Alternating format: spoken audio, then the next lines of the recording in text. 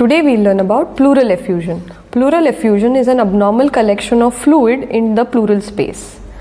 Pleura is the layer which surrounds the lung completely. It is made up of two parts, the visceral pleura, which is the innermost layer, and the parietal pleura, which is the outer layer. Visceral pleura surrounds the lung parenchyma and also encompasses and goes into the fissures of the lungs. The space between the two pleural layers, the visceral and the parietal, is called as the pleural space. Here is where your pleural fluid is present.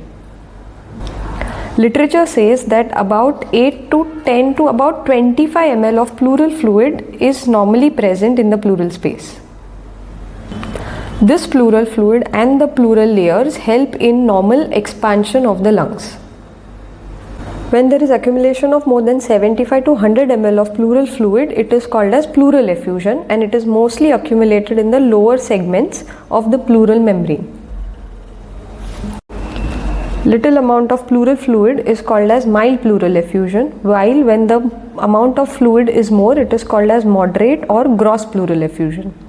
Now let's see 5 important points of pathophysiology.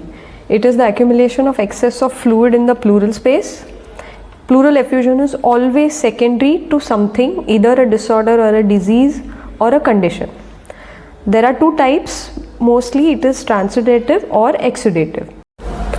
Transudative pleural effusion has low proteins in the pleural fluid, while exudative have high content of proteins. Transudative occurs because there is change in the hydrostatic pressure, that is, there is increased hydrostatic pressure while decreased plasma-oncotic pressure. Exudative occurs because of change in permeability of the pleural capillaries. Transudative there is increased fluid production, but there is less absorption of this pleural fluid. Exudative occurs when there is increased amount of proteins in the pleural fluid and thus leading to increased fluid that moves in the pleural space. The reasons can be cardiac failure, left heart failure, right heart failure, congestive heart failure, etc. Exudative pleural effusion can occur post-infections like pneumonia, infective ascites, tuberculosis, etc.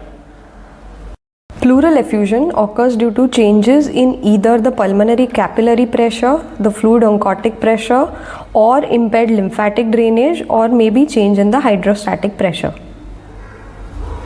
And the 5th point is, if there is blood which is accumulated in the pleural space, it is called as hemothorax. If it is the chyle, the fluid that is accumulated in the pleural space, it is called as the chylothorax, and if it is pus that is accumulated, it is known as empyema. Now let's look at the 5 main clinical features which can be compiled as C²BFF. The first C stands for the pleuritic chest pain, which may be induced during deep breathing or coughing or sneezing. Second C stands for the cough, mostly it is dry. The B stands for breathlessness. F stands for fatigue, while the second F stands for features of infections, which can be fever, malaise, etc. The 5 main examination positive findings you get are reduced chest expansion, reduced breath sounds in the area where there is effusion, reduced TVF, that is your tactile vocal phlegmitis, dullness on percussion, pleural rub may be present on auscultation if there is inflammation of the pleura, and a positive trail sign. Positive trail sign is nothing but there is shifting of the trachea. In mild pleural effusion, there is no shift of trachea, it is centralized. In moderate pleural effusion, we see the trachea move towards the opposite side because of the pressure exerted by the pleural fluid accumulated on the opposite side. In gross pleural effusion, along with the tracheal shift, there is the mediastinal structures which also shift to the opposite side. The 5 main investigations that we do for diagnosing pleural effusion is the most important is the chest X-ray, followed by the ultrasonography of the chest, an HRCT or a CT scan, a CBC or any other blood investigations, and tapping of the pleural fluid for pleural fluid investigation. Now let's look at the features on the chest X-ray in detail. Now we'll see the 5 important things that you notice on an X-ray. First is the presence of a patchy white homogeneous opacity, as you can see marked here. The second is the blunting of the cardiophrenic and the costophrenic angles when they are not visible because of the fluid accumulation. Next is looking at the position of the trachea. As you can see, there is shift of trachea to the opposite side because of the buildup of the fluid, which puts pressure and shift the mediastinal structures in trachea to the opposite side. Next is the meniscal sign, where we see a concave-like structure of fluid accumulation, thus making a meniscal sign positive.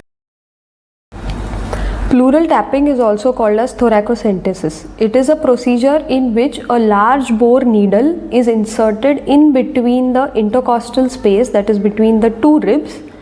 It is mostly inserted above a rib so that to avoid the main blood vessels which are present below the rib. The needle inserted goes into the pleural space. This can also be guided using an ultrasonography so that the lungs, tissue and the diaphragm is not punctured. The pleural fluid which is extracted is either done as a diagnostic procedure to find out the type of fluid, or as a part of management, that is removal of the pleural fluid using this thoracocentesis. If there is collection of fluid between the lung and the diaphragm, it is also called as subpulmonic effusion.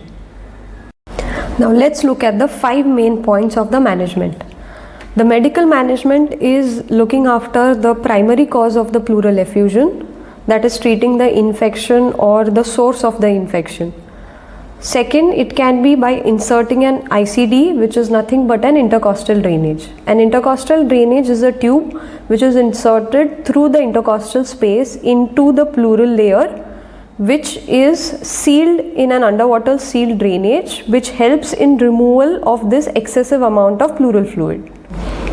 Surgical management can be indicated when there is a complication which arises because of pleural effusion, that is either decortication surgery can be done, or a lobectomy or a segmentectomy, etc.